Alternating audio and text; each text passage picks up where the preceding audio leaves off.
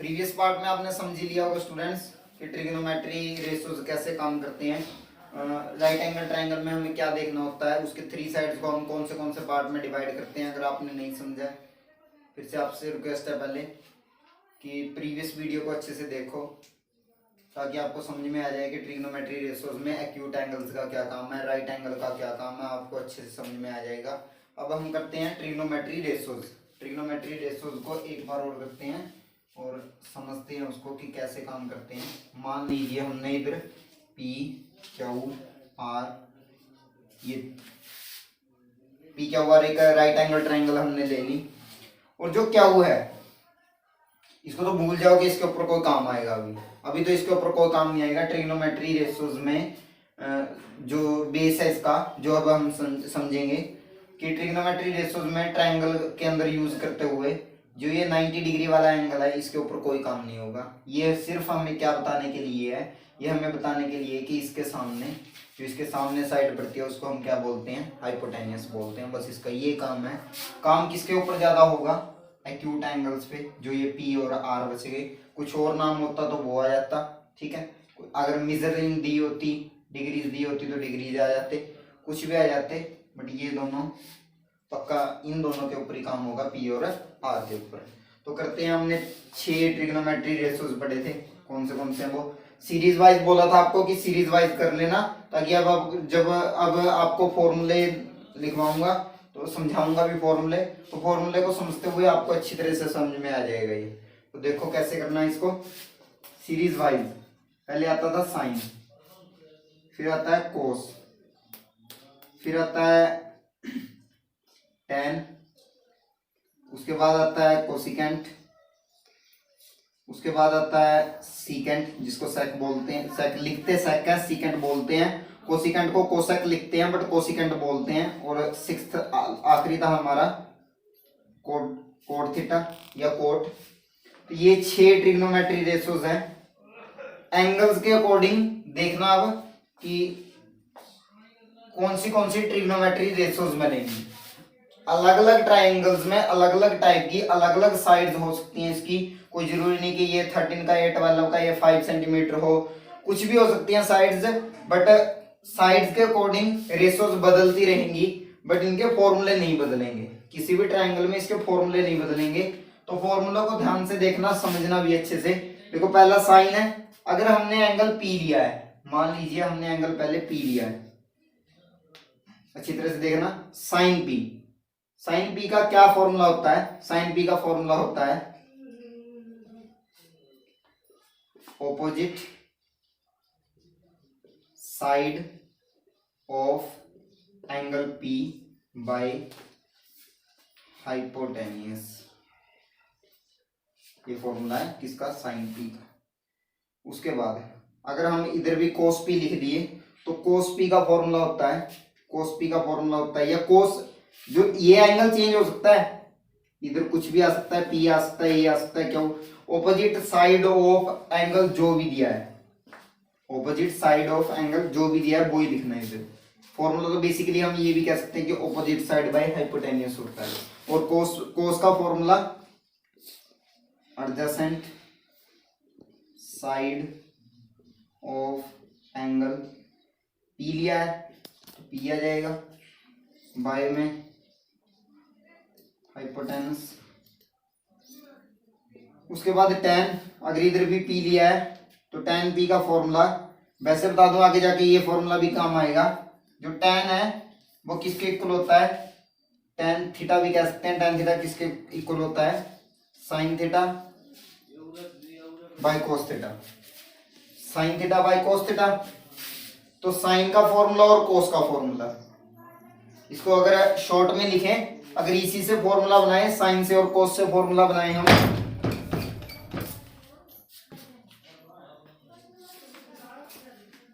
तो जो tan theta है वो साइन और साइन बाय कोस थीटा के इक्वल होता है। तो इसी से हम इसका tan का फॉर्मूला निकालने की कोशिश करेंगे। तो देखो शॉर्ट में लिख के करेंगे इसको, साइन थीटा, साइन किसके इक्वल होता है, opposite side by hypotenuse, by में एडजेसेंट बाय हाइपोटेन्यूस। और अगर इसको देखो, अगर एक से ज्यादा या दो से ज्यादा हमारे कोई भी वैल्यूज बाय में आ जाए तो हम निचली को क्या कर देते हैं, रेसिप्रोकल कर देते हैं, ऑपोजिट साइड बाय हाइपोटेन्यूस। इसको चेंज कर दो, ऊपर हाइपोटेन्यूस आ जाएगा, बाय में एडजेसेंट आ जाएगा, हाइपोटेन्यूस से हाइपोटेन्यूस कट। तो जो tan थीटा का फॉर्मूला है वो क्या बन गया, ऑपोजिट बाय एडजेसेंट। ठीक है, ये tan थीटा किसके इक्वल होता है, sin theta by cos theta. और sin थीटा का फॉर्मूला क्या होता है, ऑपोजिट बाय हाइपोटेन्यूस। cos का फॉर्मूला एडजेसेंट बाय हाइपोटेन्यूस, ये लिख रखा है। तो जो नीचे वाले दो हैं, नीचे वाली दो वैल्यूज है उनका रेसिप्रोकल हो जाएगा, हाइपोटेन्यूस ऊपर चले जाएगा और एडजेसेंट नीचे आ जाएगा। ये बेसिकली यही है, ऑपोजिट बाय हाइपोटेन्यूस, हाइपोटेन्यूस से hypotenuse cut, opposite by adjacent. ये क्या है, डेरिवेशन ऑफ, या हमने डिराइव किया है किसके फॉर्मूले को, tan थीटा के फॉर्मूले, किसके अकॉर्डिंग, sin बाय cos के। ये फॉर्मूला भी आगे जाके आपके काम आएगा, तो इसको भी नोट कर लेना। और ये डेरिवेशन अगर नोट करना चाहते हो तो कर सकते हो, बेसिकली आपके काम ही आएगी, आपको समझ में आएगा कि कैसे हमने tan p का फॉर्मूला बनाया था, आपके काम ही आएगा ये। तो इसको नोट कर लेना। तो फॉर्मूला हमारा क्या बना, ऑपोजिट बाय एडजेसेंट।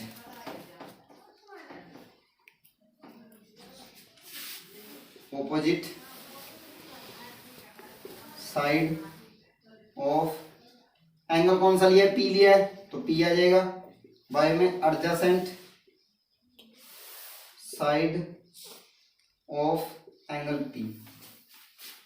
कोसेक का भी P ले लिया अगर। अब देखो ये तीन फॉर्मूले अच्छी तरह से याद कर लेना, जो अगले थ्री फॉर्मूले हैं। अगर आपने सीरीज वाइज याद किया इसको, अगर आपने सीरीज वाइज याद किया इसको, तो ये फॉर्मूले इन्हीं से डिराइव हो जाएंगे, इन्हीं से पता चल जाएगा आपको कि जो ये तीन फॉर्मूले ये हमें बता देंगे कोसिक कितना आएगा, सीकेंट कितना आएगा और कोट कितना आएगा।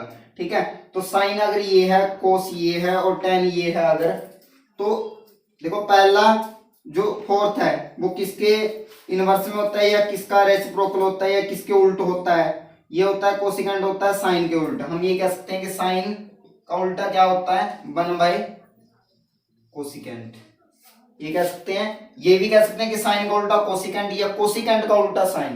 तो अगर साइन का formula opposite side by hypotenuse, तो कोसिकेंट का फॉर्मूला, जो कोसिकेंट का फॉर्मूला वो क्या बन जाएगा, इसको उल्टा दो, हाइपोटेन्यूस बाय, स्पेलिंग देख लेना आप अपने, आप मैथ में लिखे होंगे किधर, तो फॉर्मूले देख लो अच्छे से कैसे बनानी है।